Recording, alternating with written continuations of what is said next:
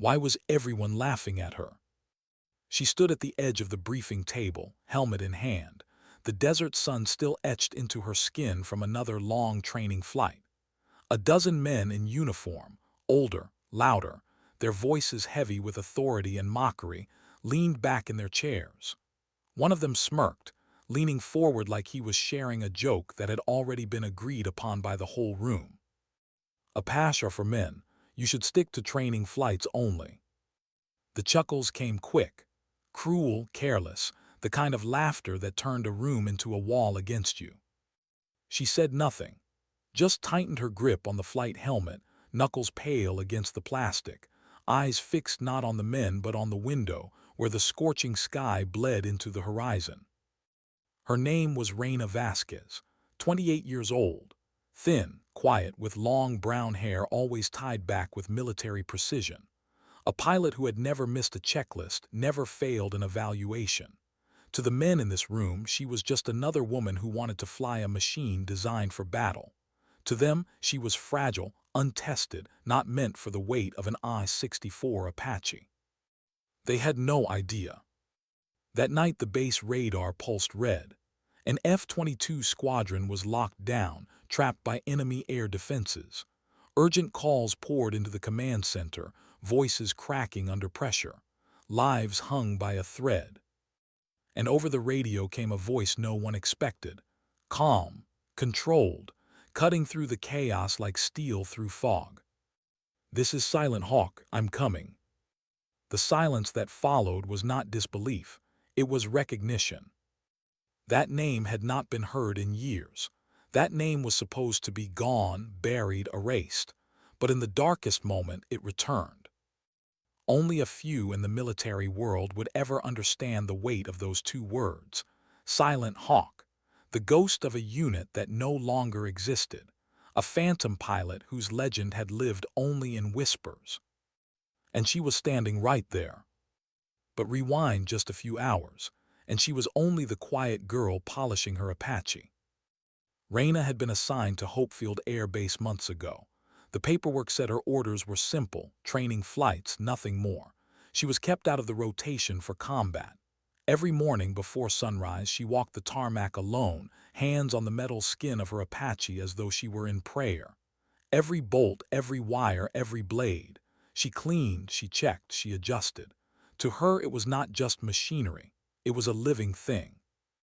A companion she had carried through places that no briefing room could ever put into words. The others didn't see that. They only saw her silence. They filled it with their own voices, mockery, doubt, condescension. Take that Apache garbage collecting. One shot from the 30 mic, and you'll fly out of your seat. Careful not to break your shoulder, Silent Girl. The nickname stuck, Silent Girl. Every time they called her that, the laughter grew. She didn't fight back, didn't explain, didn't remind them of the truth that lay sealed in classified files far above their clearance. Because what none of them knew, what none of them were allowed to know, was that before she ever wore this uniform, before she was ever stationed here, Reyna Vasquez had been part of something they would never believe. She had flown with the Kraken unit, a name whispered in the halls of Special Operations Command, a unit so buried that most generals never knew it existed. For years, she had been their ghost pilot, their silent wings, the one who came in when everything was lost, when hope was gone, when the phrase "impossible extraction" was stamped across a mission file. She had flown Apache not in training areas, but in hostile valleys where missiles bloomed like fireflowers against the night. She had landed in cities where rooftops bristled with gunfire, where civilians slept unaware that a firefight was unraveling above their homes. She had taken men alive who were never supposed to leave foreign soil. She had done it all with a voice so calm that the men on the ground swore she wasn't human. Silent Hawk. But all of that had ended one night. A mission gone wrong, a unit lost, her helicopter riddled with fire but still airborne, still moving. She had survived, they hadn't. The guilt sank into her like stone. When she came back, she asked to be transferred out. No more special operations, no more secret wars, just training flights, just silence. The military gave her what she wanted. They buried her records, erased her name. At Hopefield, she was just Chief Warrant Officer Vasquez, the quiet one, the girl with the Apache she never flew into combat. And that was fine with her, or at least that's what she told herself when the laughter dug into her chest. That evening, after the briefing where she had been dismissed like a child asking to sit at the adult table, she walked alone onto the tarmac. The sunset painted the sky in red and gold, and for a moment she looked like she belonged to it. A maintenance technician, passing by with his tools, later said he saw her staring at the horizon like she was in a conversation with it. He wasn't wrong, because in that silence Reyna was making a promise. She would wait, she would endure, she would swallow the humiliation, the mockery, the erasure, and when the moment came she would be ready. That moment came faster than anyone expected. It started as a routine mission over the Batu Hills. 4 F-22 Raptors, the pride of American air power, soaring on recon. But routine is fragile. The hills lit up with radar. The sky cracked with missile locks. A trap, sophisticated, calculated, invisible to intelligence reports until it was too late. Eagle 1 to command, multiple SAM sites, 6 positions. Request immediate support. Captain Jake Martinez's voice strained but held. His formation twisted, dodged, broke, but the net was tightening. Stealth was useless. Maneuvers were failing. The F-22s were running out of options. Back at Hopefield, alarms blared. The command center was chaos. Colonel Sarah Harrison, battle-tested, steady under fire, listened to the calls with a weight in her chest she couldn't show. The nearest Apache were over 200 miles away. The F-22s would run out of fuel long before reinforcements arrived. Every scenario ended the same way. 4 pilots dead, 4 Raptors lost. Then Martinez said something no one understood. "Silent Hawk, if you can hear this, we need you." The room froze. Colonel Harrison frowned. That call sign wasn't on any roster, not on any active list. She asked for clarification, but before anyone could answer, a new sound filled the air outside. Twin engines, heavy, the whirring thunder of rotor blades tearing the night. Through the command center's windows they saw it, an A-64 Apache lifting off the flight line. No clearance, no authorization, just rising, steady, inevitable. On the radio, a calm female voice broke in. "This is Silent Hawk, en route, ETA 12 minutes. For a second no one spoke. Then officers shouted over one another. "Who authorized that takeoff? Get her back down." But Reyna Vasquez was already in the sky. Her voice came back clear, firm. "Negative control, people are dying, Silent Hawk is committed." It wasn't defiance, it wasn't rebellion, it was truth. Colonel Harrison felt a chill. That name, that tone. She knew she was hearing something buried, something she wasn't supposed to know. She ordered her intelligence officer to pull anything on Silent Hawk. The officer shook his head. "File, above my clearance, ma'am." Harrison stared at the Apache vanishing into the horizon. She understood then. Reyna wasn't just a pilot. She was something else. Something the world had hidden away. Up in the chaos of the Batu Hills, Martinez's voice cracked with hope for the first time all night. "Silent Hawk, is that really you?" The reply was simple, calm, familiar. "I'm here, Eagle 1. Hold your position, I'm coming." What does it feel like to fly into a death trap? The cockpit of an Apache is cramped, metal pressing close to your body, vibration humming through your bones. Every switch, every screen, every warning light becomes a language you must read in seconds. The rotor's thunder fills your chest like a second heartbeat. And ahead, black sky broken by fire. Reyna Vasquez steadied her breathing. Her hands moved across the controls, smooth, deliberate muscle memory so deep it felt like instinct. She didn't need to think about what came next. She had done this before, too many times. But this time was different. This time, everyone at Hopefield Air Base was listening. Colonel Harrison gripped the edge of the command table. Radar showed a lone Apache streaking toward a wall of enemy air defenses, systems designed to crush stealth fighters. For a helicopter, survival was unthinkable. Silent Hawk, this is command. Return to base immediately. That's an order. Reyna's reply came steady. Negative. I've got eyes on Eagle Squadron's position, moving in. The air was alive with radar beams, invisible to the eye but screaming across her instruments. Locked tones wailed. Every system told her she should not be here, that this was suicide. Her jaw tightened. She'd heard that before. Years ago, deep in foreign valleys, commanders had told her the same. Extraction is impossible. Do not engage. And every time she had gone anyway. Every time someone came home who wasn't supposed to. Her call sign had been earned in those nights. Silent Hawk, a bird that came without warning, vanished without trace, and left only the miracle of survival behind. Now here she was again. Silent Hawk, we can't hold, Martinez's voice cracked over the radio, static chewed at the words. We've got SAM sights on all sides. I'm down to 2 missiles left. We're not going to. Hold your position. Reyna cut him off, her tone soft but final.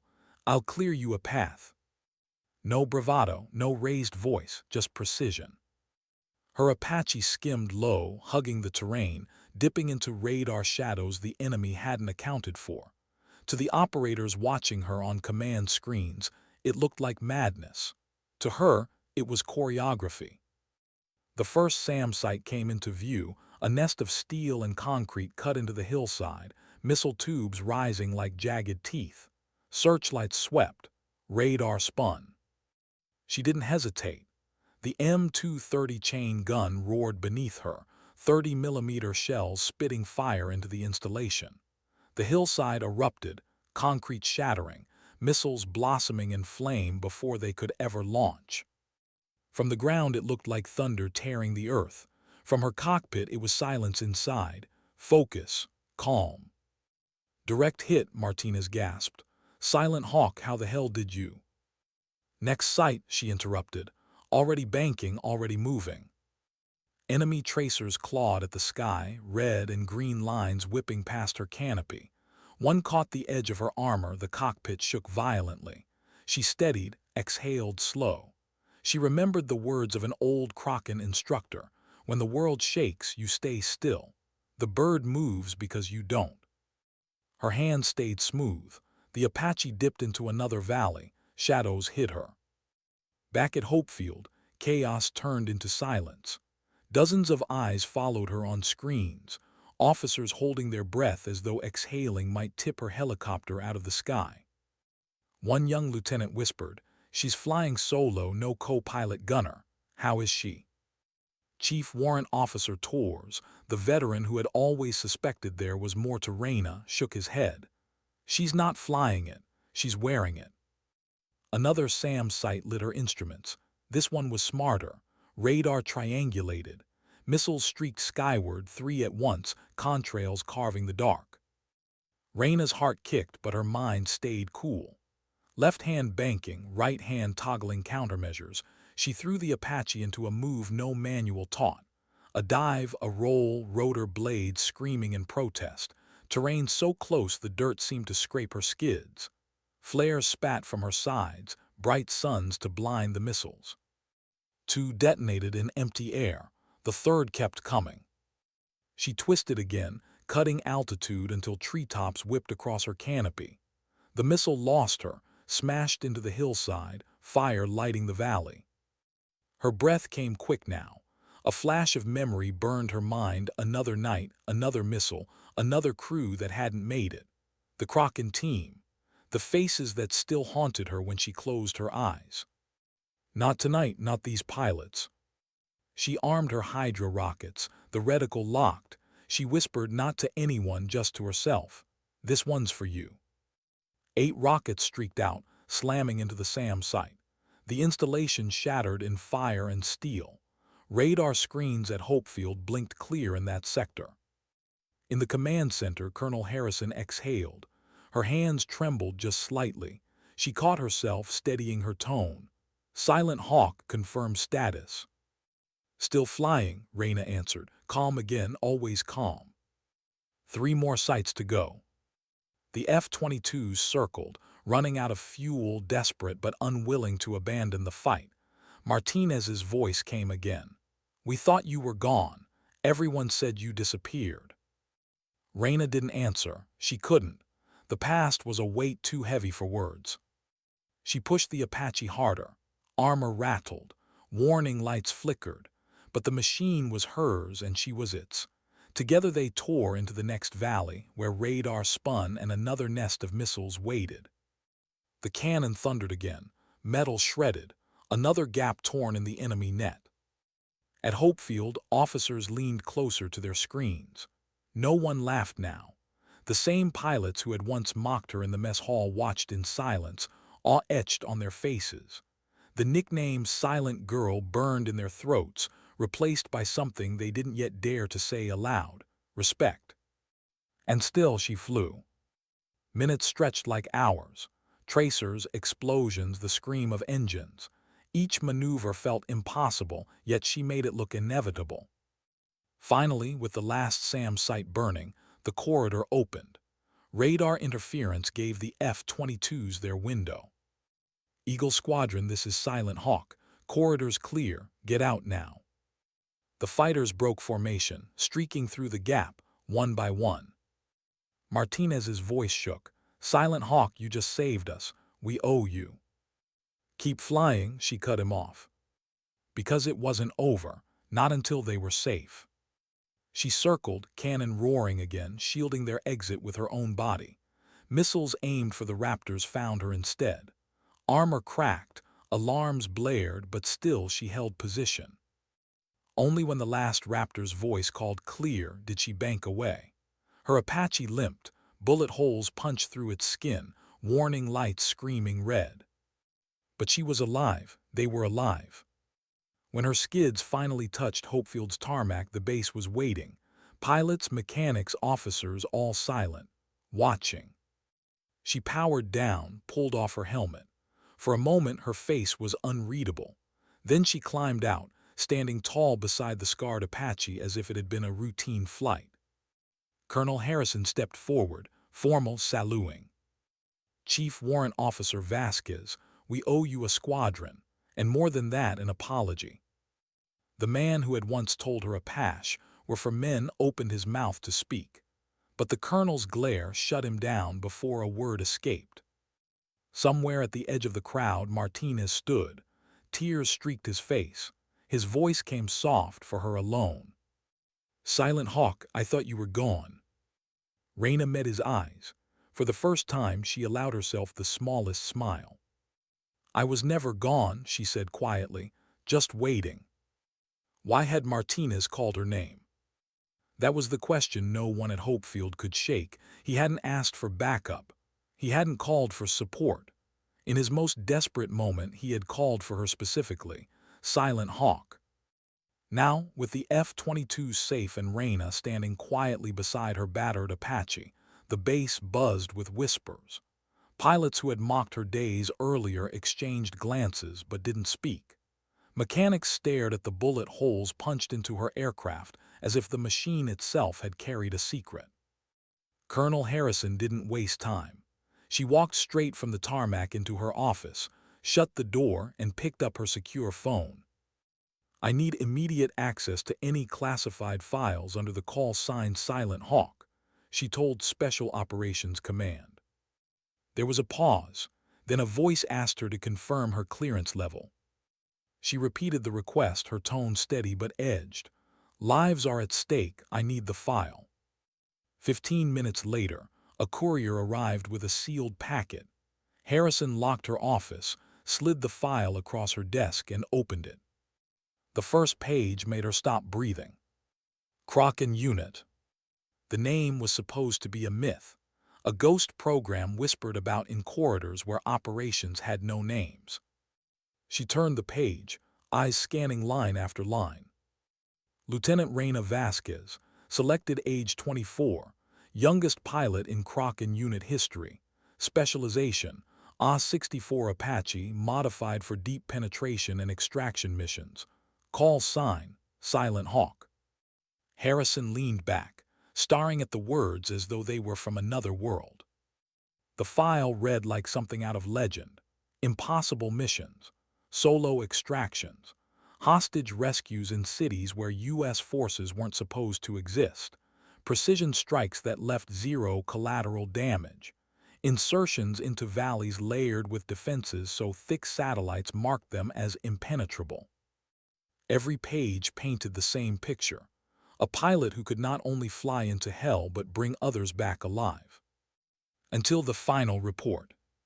Harrison's hand slowed as she reached the mission summary stamped classified level Omega. Objective: rescue of CIA operative held in hostile territory. Pilot LT, Reyna Vasquez, escort, Kraken unit. Result: operative extracted successfully.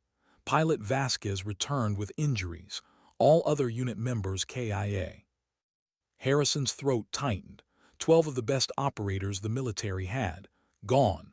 Only Vasquez had survived. The psychological evaluation that followed was short, clinical, brutal. Subject demonstrates symptoms of acute survivor's guilt. Recommendation: removal from special operations. Pilot requested transfer to Standard Air Force unit. The file closed there, sealed, buried. Harrison sat in silence for a long time. She understood now. Why Reyna had never fought the laughter. Why she had accepted humiliation without a word. Why Martinez had called for her, voice breaking with hope. Because he had seen her before. He had been there. The intercom buzzed. "Colonel, you're needed in the debriefing room." Harrison locked the file back into its case. When she stepped out, her expression was composed, but inside she felt the weight of something enormous. The debriefing was quiet. Martinez sat at the table, his flight suit damp with sweat, eyes red. He looked at Reyna across the room like a man seeing a ghost. "You saved us," he said softly. Reyna didn't answer. She stared at the table, helmet still in her hands. "Why did you call for her?" Harrison asked, watching him closely. Martinez's voice cracked. "Because I knew she was out there. Years ago, during my F-16 days, I saw her. I was part of the cover element during that last Kraken mission. I watched her do things a helicopter shouldn't even be able to do. We thought she was gone after that night. We all thought she'd never fly again. But when we were trapped up there, I knew. If Silent Hawk was alive, she'd come." The room went still. Reyna finally lifted her eyes. "You shouldn't have remembered me." Her voice was low, flat, but it carried weight. Martinez shook his head. "You don't forget something like that. You don't forget the one person who pulled off the impossible." Her jaw tightened. Memories surged unbidden. The night sky streaked with fire, her crew screaming warnings, 12 call signs cutting out one by one, her own voice calm even as her heart shattered, the crushing silence when she landed alone. Harrison saw it in her face, the ghosts that trailed her every step. "Chief Warrant Officer Vasquez," Harrison said carefully, "you don't need to speak about what's classified, but you should know this base now understands who you are." Reyna shook her head. "No, they don't." She stood abruptly, walked out of the debriefing without another word. No one stopped her. That night the mess hall was silent. The same men who had once laughed now avoided her gaze.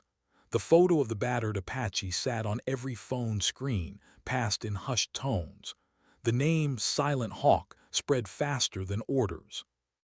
But Reyna sat alone, untouched plate in front of her. The noise of the hall blurred. She was back in that valley, back in that burning cockpit, back hearing voices go quiet forever. Her silence wasn't weakness, it was weight. And now that weight was dragging her deeper. On the flight line, Torres found her later, running her hands across the bullet-scarred fuselage of her Apache. "You flew like you were born in it," he said quietly. She didn't look up. "That's the problem." He hesitated. "They'll stop mocking you now. They'll respect you." Reyna finally turned to him, eyes sharp, voice low. Respect built on fear is nothing. They'll salute today and forget tomorrow. What matters is whether they learn. Tor studied her. And what about you? What do you need? She looked back at her Apache. For a moment her composure cracked. The silence filled with something fragile, almost broken. I need the voices to stop, she whispered. He didn't ask which voices, he knew. Back in her quarters, Reyna sat on the edge of her bunk, helmet in her lap. Her hands trembled. For the first time in years, tears burned her eyes. She pressed her forehead to the helmet, whispering words only the walls could hear. I'm sorry, I should have brought you home. The ghost never answered. At the same time, in Harrison's office, the colonel stared again at the classified file. She thought about the weight they had put on this woman, the silence she had carried alone, the arrogance of those who had mocked her. And she thought about what Reyna had said. What matters is whether they learn. Harrison closed the file slowly, determination hardening in her chest. The base would learn. But Reyna didn't know yet what Harrison had decided. And she didn't know that the whispers of Silent Hawk were already spreading beyond Hopefield, into commands and circles that would demand she step out of the shadows once more. And that was the last thing Reyna wanted. Why was the base so quiet? Days earlier, the mess hall had been filled with laughter at her expense. Pilots joking, mechanics smirking, her name twisted into a nickname meant to belittle her silent girl. But now, when Reyna Vasquez entered, trays stilled, voices dropped. Eyes followed her, but no one dared to speak. She walked past them, head held steady, carrying only her tray and her silence. That silence weighed heavier than any words. The Batu Hills mission had changed everything. The recordings of her calm voice on the radio, the images of her Apache limping home scarred with bullet holes, had already become part of Hopefield's folklore. Pilots who once ignored her now whispered her call sign with awe, Silent Hawk. But for Reyna, the change felt like another cage. Respect was not what she sought. It was never about proving anyone wrong. The sky was her refuge, not her stage. She hadn't flown that mission to be remembered, she had flown it because lives were at stake. And yet, now, every corridor echoed with the legend she had tried to bury. Colonel Harrison knew it too. She called Reyna into her office one morning, the classified file still locked in her drawer. You've become the base's center of gravity, Harrison said plainly, whether you like it or not. Reyna shifted in her seat, expression unreadable. Respect fades, they'll move on. Harrison leaned forward. No, they won't. They've seen what you can do. You've changed how they think. You can either let it happen on its own or you can shape it. Reyna's jaw tightened. I didn't fly that mission to inspire anyone. Maybe not, Harrison said softly, but you did. Reyna didn't answer. She stood, saluted, and left without a word. That afternoon on the training field, something unusual happened. A young pilot, second lieutenant barely out of school, approached her while she was running maintenance on her Apache. Chief Vasquez, he said nervously, could you show me how you prep your bird? I heard you can spot a wiring fault faster than diagnostics. Reyna glanced up at him, eyebrow raised. He shifted on his feet, embarrassed. Please, he added quietly. Something in his tone cut through her resistance. She nodded once, motioned him closer. And for the next hour she guided his hands not with commands but with calm corrections, showing him how to listen to the machine, how to see its patterns. Others noticed. Within a week more pilots asked her for help, then mechanics, then even officers. Reyna never raised her voice, never gave lectures. She simply showed them step by step in the same quiet way she had always lived. A culture began to shift. The mess hall laughter disappeared. The flight line grew more focused.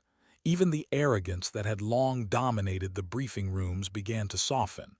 Pilots checked their words before speaking. Mechanics received thanks they had never heard before.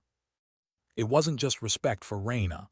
It was the ripple of what she represented: precision, humility, quiet strength. And slowly, Hopefield Air Base became different. But the change did not go unnoticed outside.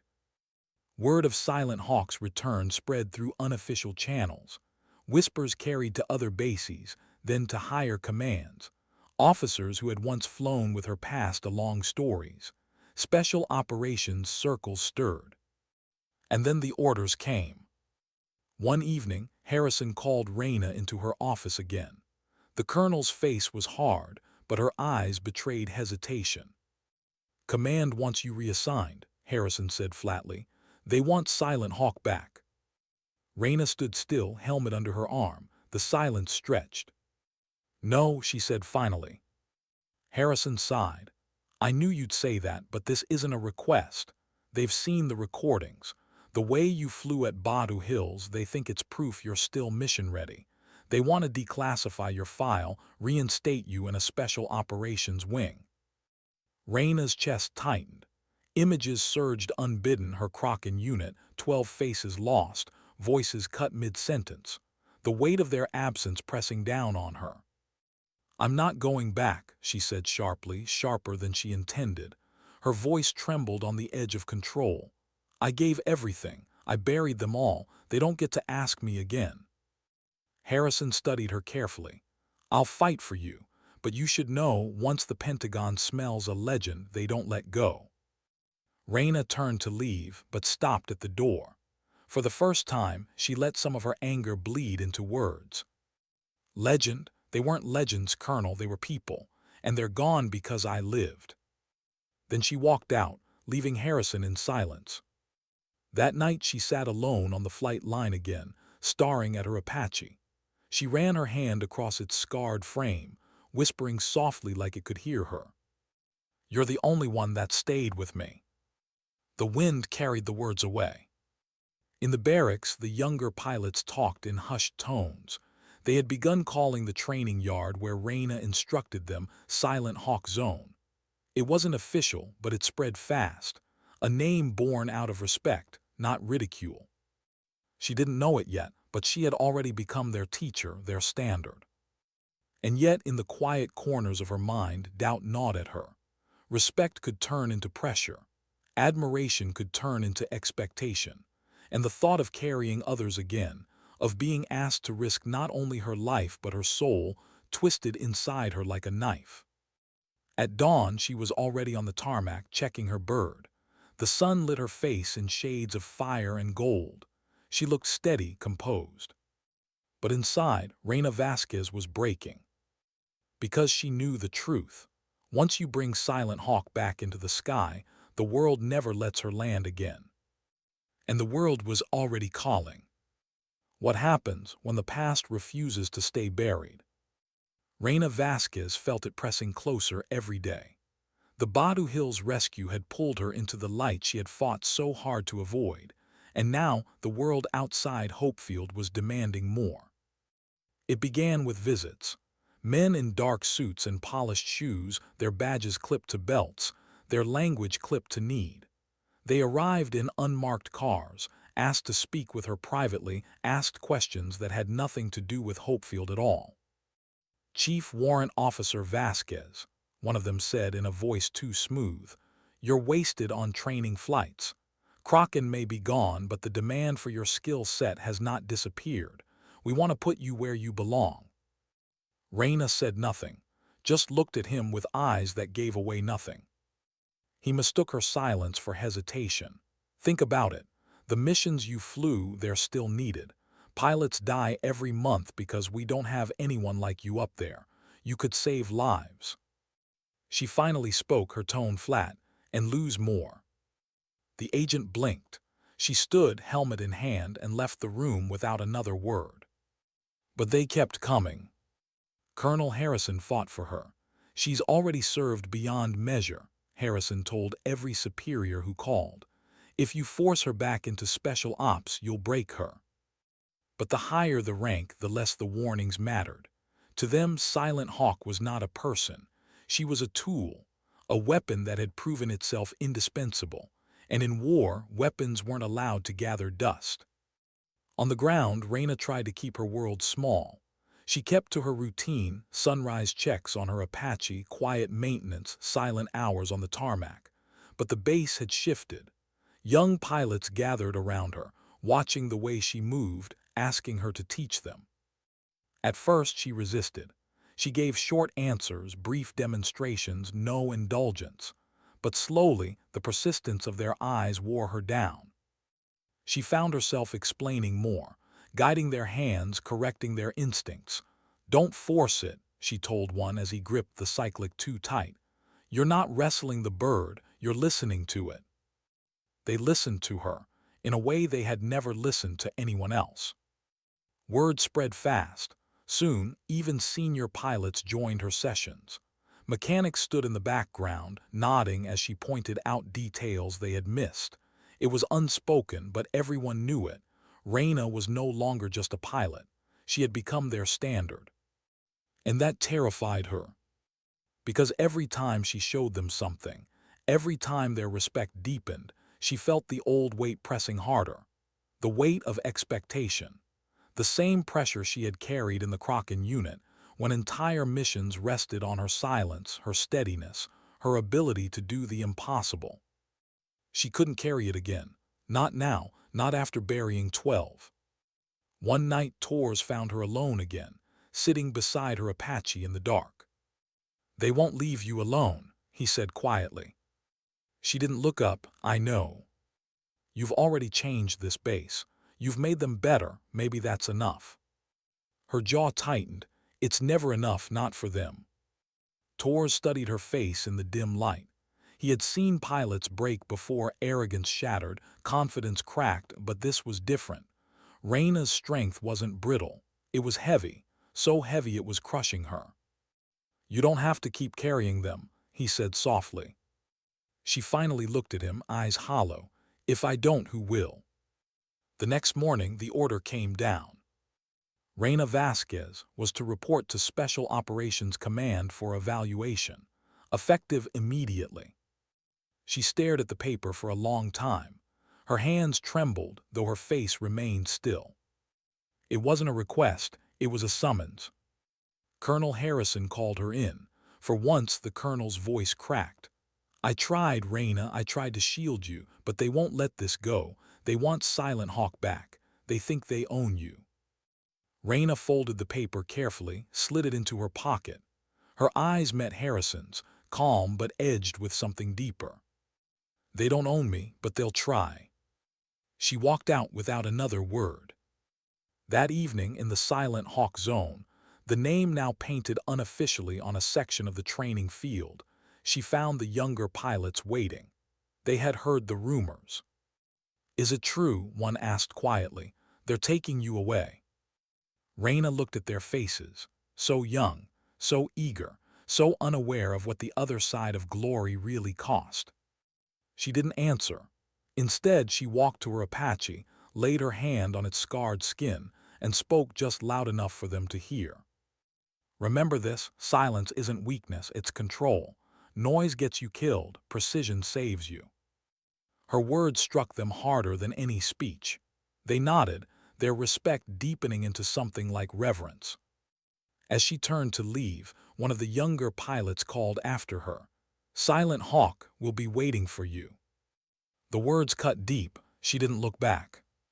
That night she couldn't sleep. She lay in her bunk, staring at the ceiling, hearing the ghosts again, the voices of her Kraken unit, the last mission, the last time she had been Silent Hawk before the world burned. Now they wanted her to be that ghost again. Her hands curled into fists. She had promised herself she would never go back. But the sky didn't let go. And with the dawn, Reyna Vasquez would have to decide: obey the order or defy the system that had already taken everything from her. How do you test someone who's already been to hell? That was the question Reyna Vasquez asked herself as she walked through the sterile halls of Special Operations Command. The air smelled of recycled coal, the kind that stripped life out of everything it touched. Her boots echoed against tile polished too bright, walls lined with photos of men who had gone before her, their names etched in bronze. Not one woman among them. She carried her helmet at her side, though she didn't need it here. It wasn't about flying. It was about stripping her down. The evaluation room was waiting. A panel of officers in dark uniforms sat behind a long table. Their faces were impassive, eyes sharp. Files lay stacked in front of them, red labels marked classified. At the center sat General Pierce, a man whose reputation preceded him, ruthless, efficient, unyielding. His gaze locked on her the moment she stepped inside. "Chief Warrant Officer Vasquez," he said, his voice a clipped knife. "You've caused quite a stir." Reyna said nothing. "You broke protocol," Pierce continued. "You took off without authorization. You exposed yourself and this base to risk. And yet," he leaned back, steepling his fingers, "you saved 4 F-22s and their pilots. You performed a maneuver set that's being dissected right now in every academy. Some are calling it genius. Others are calling it reckless. I want to know which it is." Reyna's eyes didn't waver. "It was necessary." One of the officers frowned. "Necessary? You flew solo in a machine designed for 2 against 6 SAM sites. That's not necessary, that's suicidal." Her voice was calm, steady. "Then suicide saved them." The panel shifted uncomfortably. Pierce studied her for a long moment, then flipped open a file. "Kraken Unit, you flew under Silent Hawk for 3 years. Your record is extraordinary. Precision strikes, hostage extractions, night missions through layered defenses. Your psychological evaluations, however." He paused, reading. "Severe survivor's guilt, refusal to continue service, request for removal from special operations. And yet when the call came, you didn't hesitate. Why?" Reyna's jaw clenched. "Because they were dying and I could help." "Isn't that what you were trained to do?"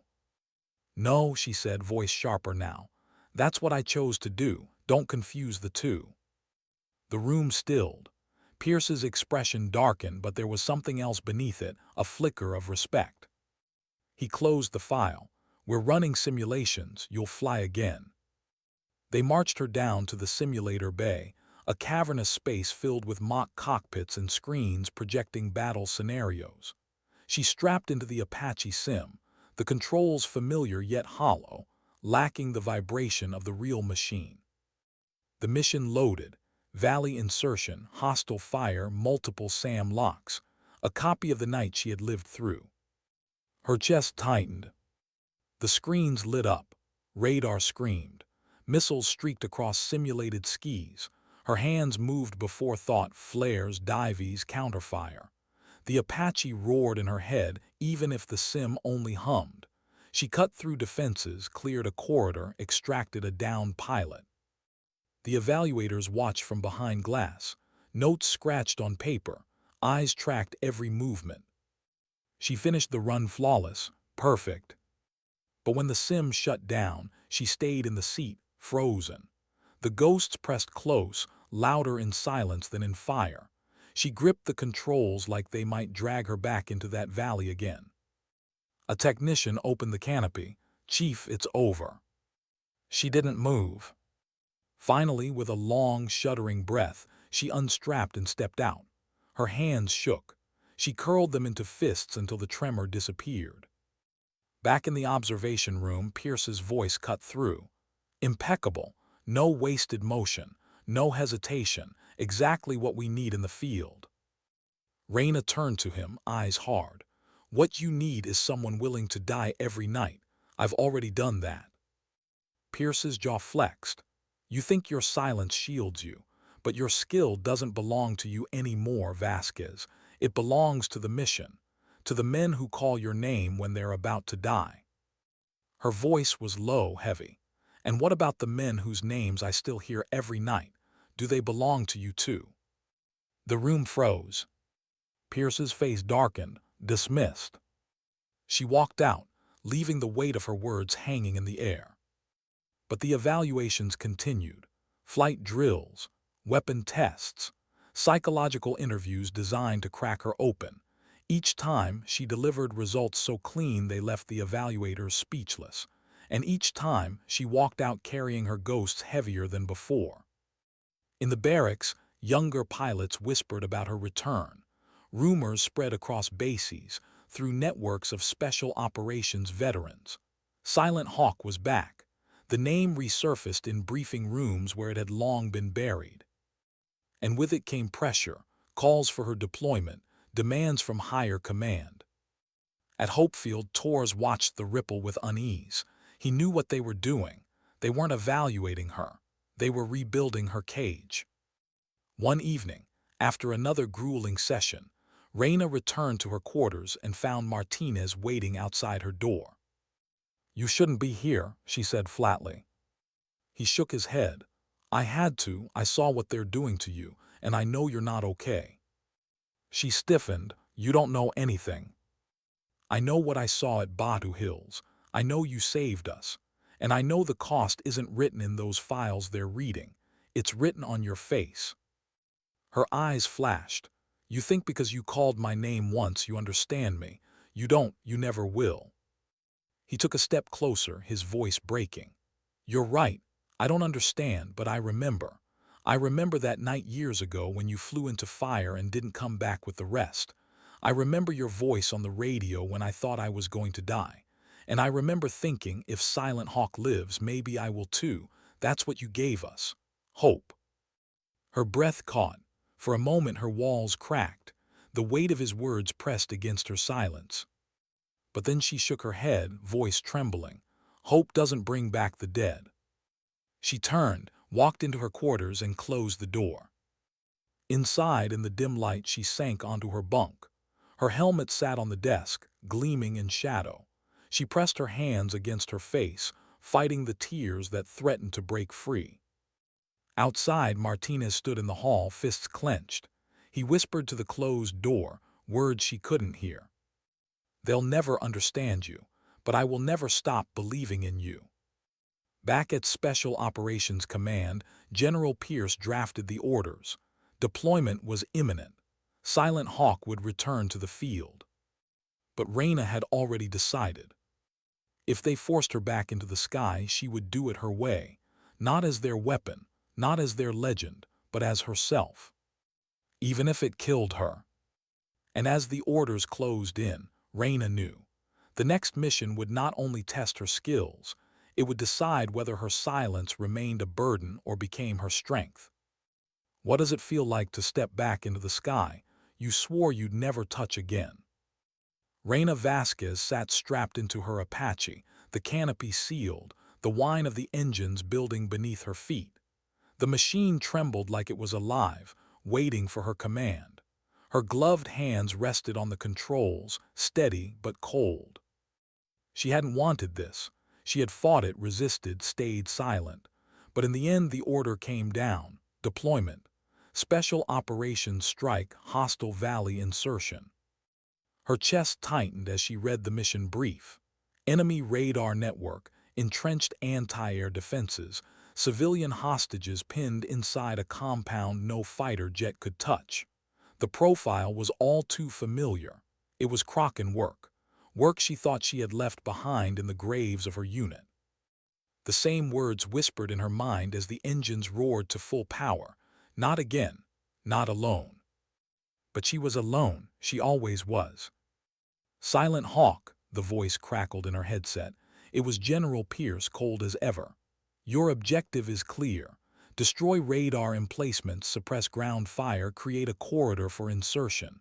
Once hostages are secure, you provide extraction. Copy." Her voice came back level, almost detached. "Copy." Outside, the night stretched black and endless. No stars, only the faint glow of fire from distant hills. She eased the Apache into lift, rotors thundering, the machine rising like a shadow against the sky. Back at Hopefield, the entire base had gathered around screens. Young pilots who once mocked her now watched in silence, their breaths held as the blip of her helicopter moved deeper into hostile airspace. Torres muttered to no one in particular, "She's not flying into danger. She's flying into memory." The valley rose before her, jagged and hostile. Radar screens blinked alive, locked tones shrieking in her cockpit. Missiles waited, buried beneath hills, their eyes searching for her. She dropped altitude, hugging the earth so low treetops scraped the belly of her Apache. The world became a blur of black and green, shadows rushing past at lethal speed. And then the first launch. A missile tore upward, white trail cutting across the sky. Her hands moved without hesitation, flares burst. The helicopter banked so hard her body slammed against the straps.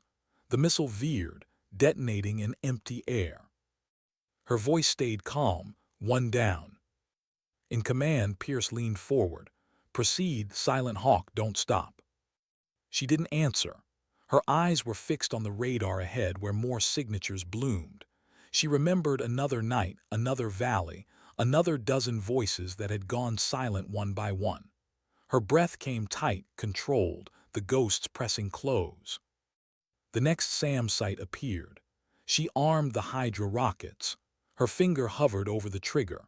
But for a heartbeat too long, she saw not the installation before her, but the wreckage of Kraken helicopters burning in a different valley. She forced the vision away, pressed the trigger. Rockets streaked out, fire blooming against steel. The site erupted in flame. Radar blinked clear. Her headset filled with voices, ground teams confirming her hits, command barking orders. But underneath it all, faint, almost imagined, she heard her old unit's call signs, whispered names she hadn't spoken in years. She grit her teeth, focus. Another launch, 2 missiles this time. She pulled hard left, then cut throttle, dropping so fast her stomach lurched.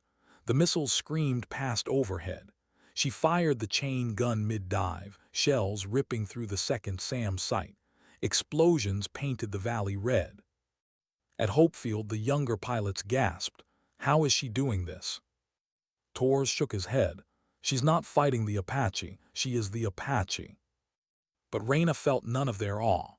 Every movement was pain, every decision dragging her deeper into the memories she had spent years burying. Each explosion wasn't victory. It was a reminder of all the times she had done this before, only to land alone. Silent Hawk status, Pierce demanded. Her voice was steady, but her hands trembled on the controls. Still flying. Minutes stretched like hours. She destroyed radar after radar, threading the Apache through fire that should have torn it apart. She heard the screams of missiles overhead, felt the machine shudder with impacts that barely missed. And then the call came.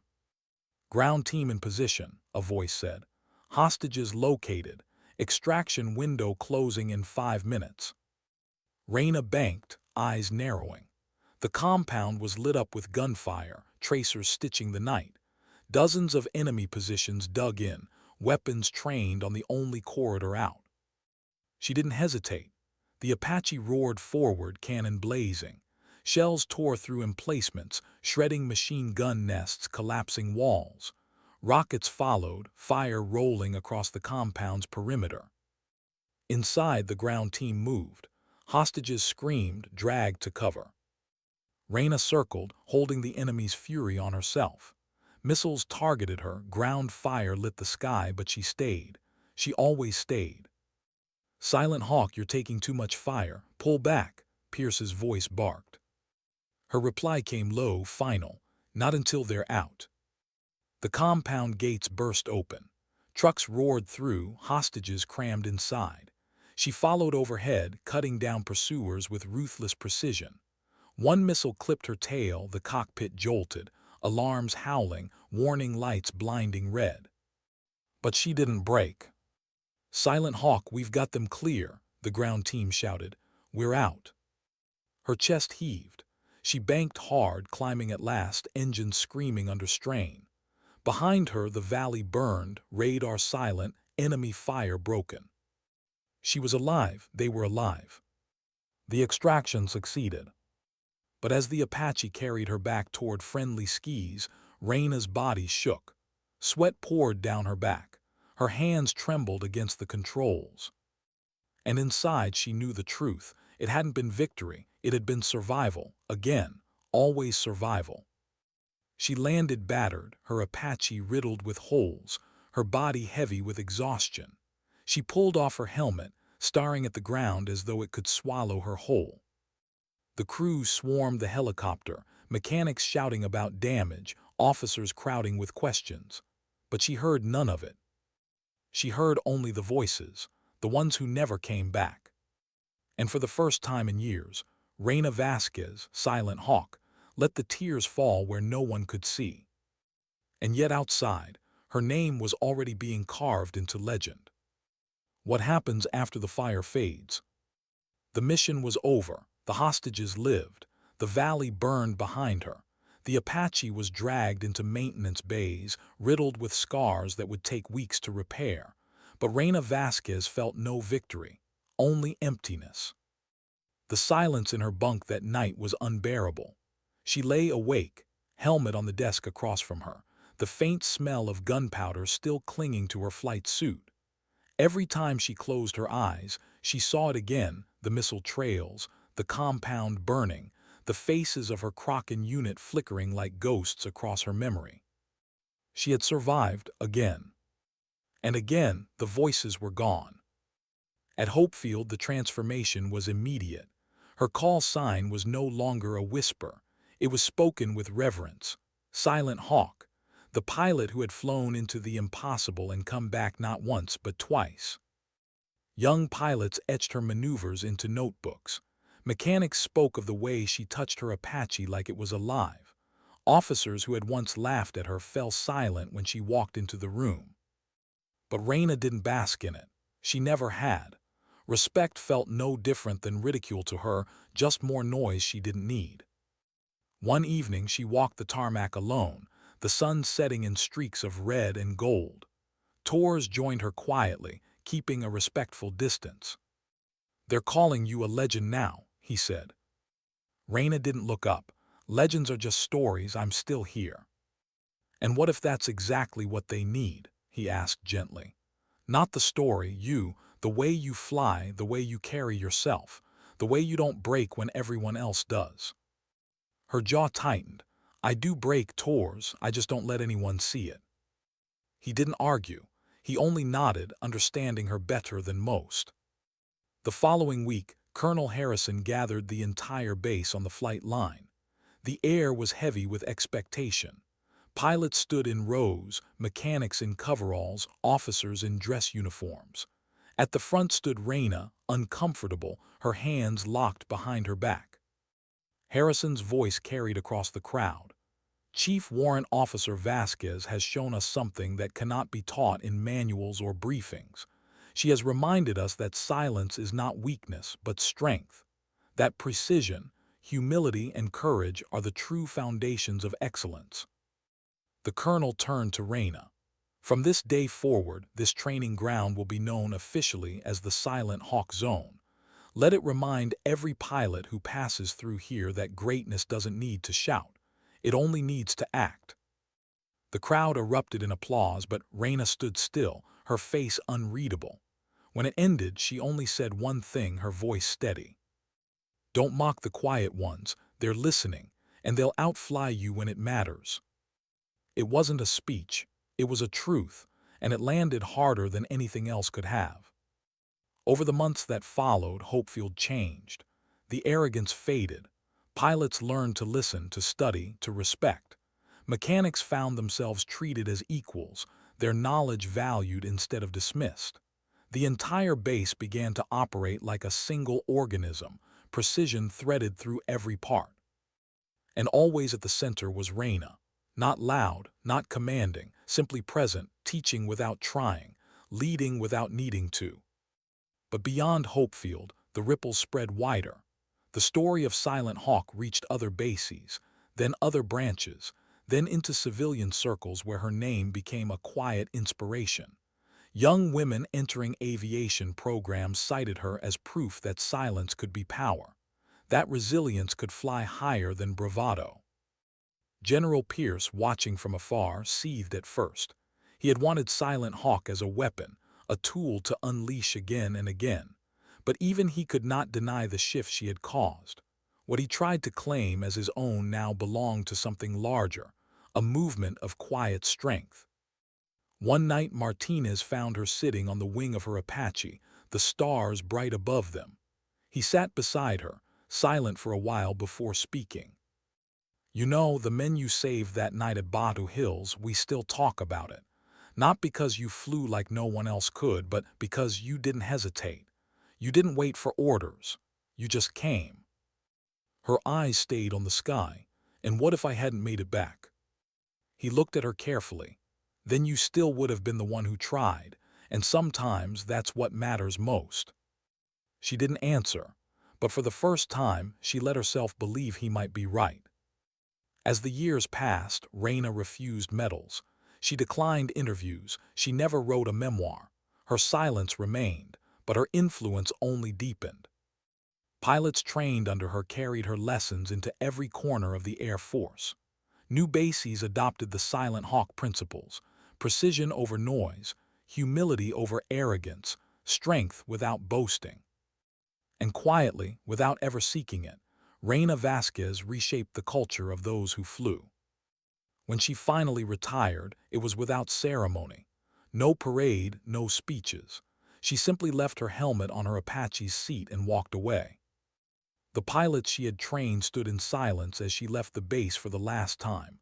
No one tried to stop her. No one asked her to stay. They understood. Years later, her legend still flew. The Silent Hawk Zone became a rite of passage for young aviators. Her name was spoken not as a boast, but as a reminder. True strength doesn't announce itself. It arrives when needed, does what must be done, and disappears again. And somewhere above the clouds, every pilot swore they could still feel her presence. A calm voice on the radio in their darkest moment. "This is Silent Hawk, I'm coming." The truth was simpler. Reyna Vasquez never sought to be remembered. She never asked for respect. She never wanted to be a legend. She only wanted to do her job, to keep others alive, to bear her silence with dignity. And in the end, that was what made her unforgettable. Sometimes dignity doesn't speak. It simply acts.